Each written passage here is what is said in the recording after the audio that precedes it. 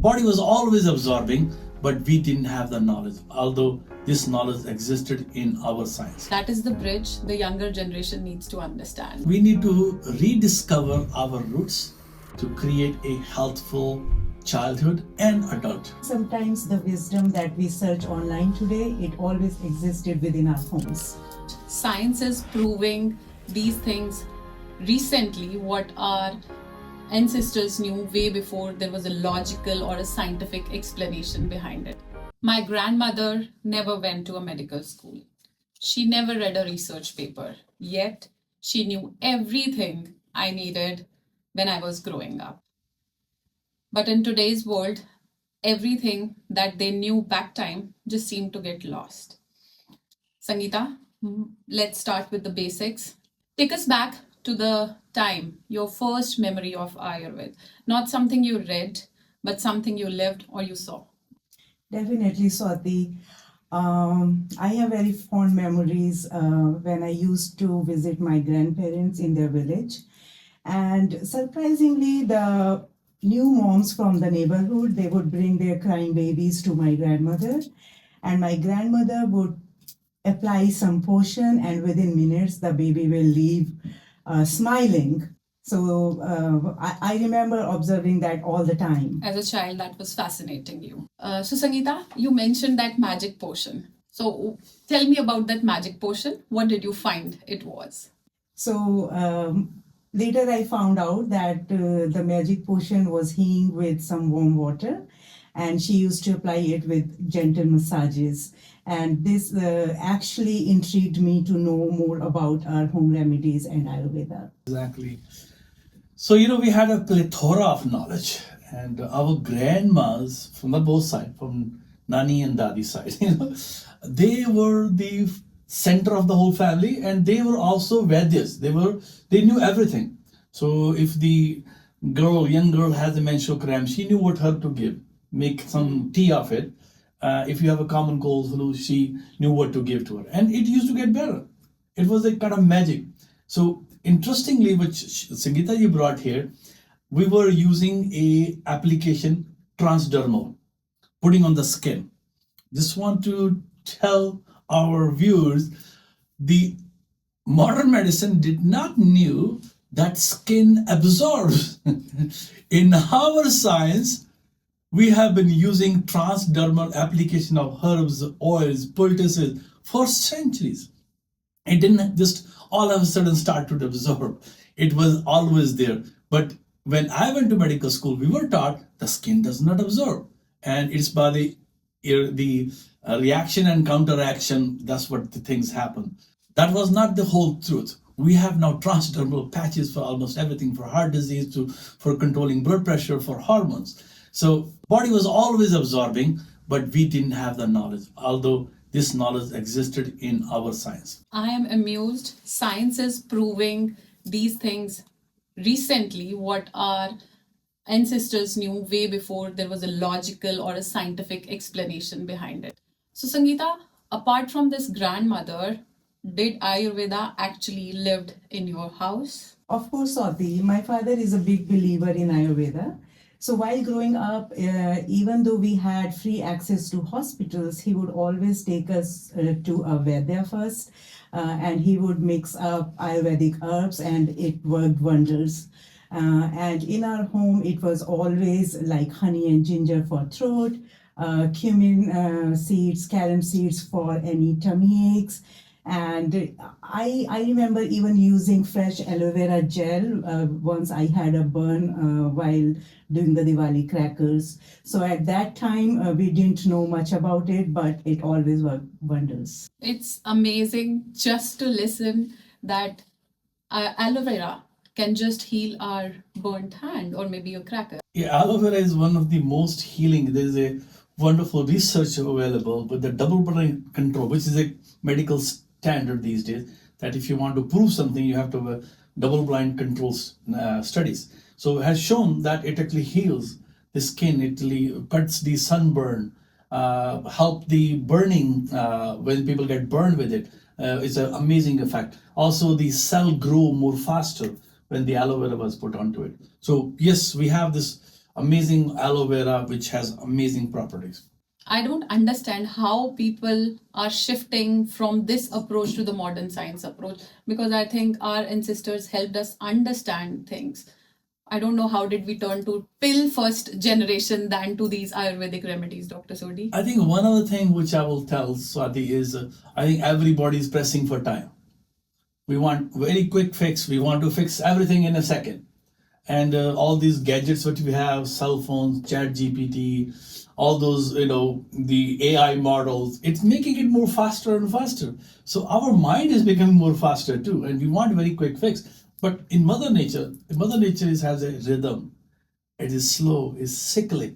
And if you cut a skin, it's not going to heal no matter what you put on it in one day. It's going to take 7 days. So we are forgetting the rhythms. We are forgetting the naturality of it. We want artificial thing. I know there is also We artificial just want skin. to cure the symptoms, is what you Exactly. want to say that. Yeah, like if you have a headache, you take a pill, the headache is gone for 4 or 5 hours. This is a sad story, but you have to take another 4 or 5 hours later, another pill. But you're not looking at the root cause of it. I mean, not looking at the root cause, and it's a root cause may take some time to remove it. So nobody wants to put effort and time to help that process. Sangeeta, you mentioned about the food rituals in your house. Not only the healthy food that needs to be taken by the children, but something, the combinations that you strictly avoid in your house. Can you brief about that? Yes, Swati, of course. And it's funny that my kids were very skeptical in the beginning, but now they also follow along because they also know the importance of it. So first is that nobody in my house takes a bath within 1 hour of having food. Then there are some Viruddha ahars that we don't take, like milk and citrus fruits. They don't go together. Even oily pickles don't go with curd, and no hot and cold foods together, of course.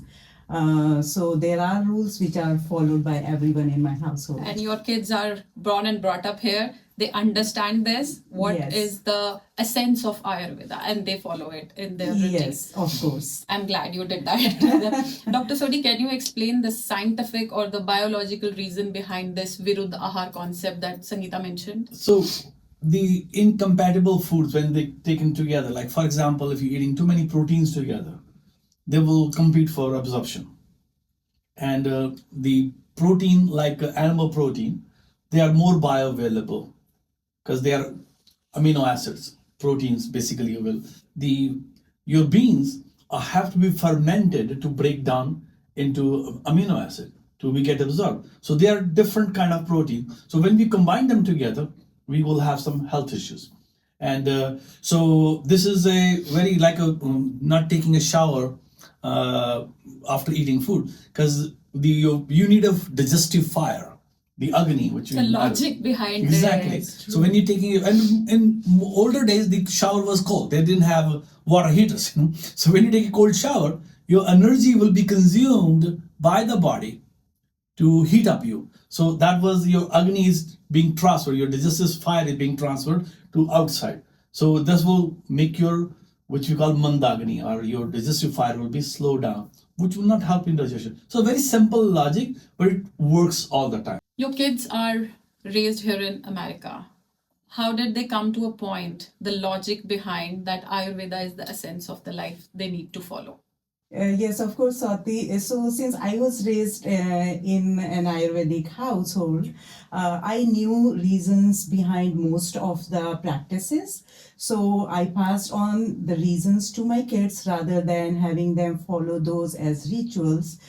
So I think when they got the logic, then they kind of agreed and followed those. So as you mentioned about the silver coin story, it's also a very interesting story. So during Diwali Puja one day, I put a silver coin in a bowl with milk. So my son just asked, why do we put silver in the milk? And we started discussing reasons behind different rituals. And I told him, you know what, silver is a very good antibacterial. And in old age, people used to put silver coins in milk so that the shelf life can be increased, since we did not have any refrigeration. So my son was very happy with the reasoning behind it. he actually did more research and presented a paper in his school also on Ayurveda. You know, when you put like a silver or gold, this also the gold coin is also used by same tradition. Even people put copper pennies, you know, or copper coins into. So these all metals has very different properties. One thing, the silver is considered cooling, as we talk about hot and cold. The silver is heating. The gold is heating, and so when you put it's you releasing micro amounts of silver into the milk or into the water, and that is called nano silver, because we're talking about very small molecule of it, and it has antiviral, antibacterial, antifungal property. And interestingly, like if you go to like a swimming pool where they don't want to use chlorine, they're using nano silver there to filter out the water for your hot tub, because they collect bacteria. So those are used, you know, even in today's technology, although the technology method has changed, but the basic meaning is the same. So our grandparents, they were trying to help us very naturally, and we were not forced on to take chemical medicine. And if you see, the chemical medicine has done a lot of damage. Take the example of antibiotic. The microbiome is killed. You take antibiotic once and your microbiome is done for several years after that. And because we're not replenishing it back. So I think the traditional method, which we were using household remedies like ginger, black pepper, long pepper, cumin seed, your ajwain seed, they were very medicinal and they have an amazing effect. Like one of them was a healing. So I think we need to rediscover our roots to create a healthful childhood and adulthood. We need to teach our kids starting from a very young age that what is the right way of eating, what is the right way of doing the things, like even brushing your teeth. We all teach, isn't it? But we know what is the benefit of brushing is. But there are certain rituals which are very basic, like putting oil on your skin. It is a protective. We all know that. It has antiviral, antibacterial, antifungal action. Plus also, you know, your skin glows. Your skin is a leather, basically. When you polish the leather, it shines. But you can easily get it. The very simple ritual, like Italian ritual, is that they take some olive oil at the night and they put on the face. And you can see the Italian beauty is considered one of the world's most beautiful girls in the world. There is a secret. The olive is behind that one. And they're putting on the skin and eating it internally. So those simple habits will make really wonderful stepping stones towards creating the better health later on in life. I think we need to teach our kids that our health lies in our kitchen only. We need to start 100%. teaching them right at the basic 100%. age that this is where the good health, and follow the rhythm, Yes. the pattern, the Exactly. lifestyle right from the There's start. seasons, of you know. season. I mean seasonal Exactly. foods and everything. Exactly. You know, like there is one of my very common saying is garbage in, garbage out. So don't want to put garbage in your body, you will have a garbage out. That is the bridge the younger generation needs to understand. Today's conversation reminds us that Ayurveda was never a medicine. It was an observation, rhythm, food, family, prevention. And Swati, sometimes the wisdom that we search online today, it always existed within our homes. Ayurveda is not anti-science. Science is validating which our generations has already known. So this is a very warm conversation that we are having. It reminds me of our childhood, our grandmothers and mothers. Sangeita, what would you want, your mother or maybe your grandmother to hear if they would have been listening to us now? We all have very fond memories of our mothers. They have done a lot for us. They are the most selfless beings on earth. The mother is the center of health for all of us. She teaches us love, respect. Then she also teaches us how to eat right. This was such a heartwarming conversation. So viewers, if you liked our conversation, comment that one recipe, that one remedy that your mother or grandmother cooked for you in your kitchen. A Disease Free Society podcast comes up every Wednesday. Until then, I am Swati, signing off. Thank you.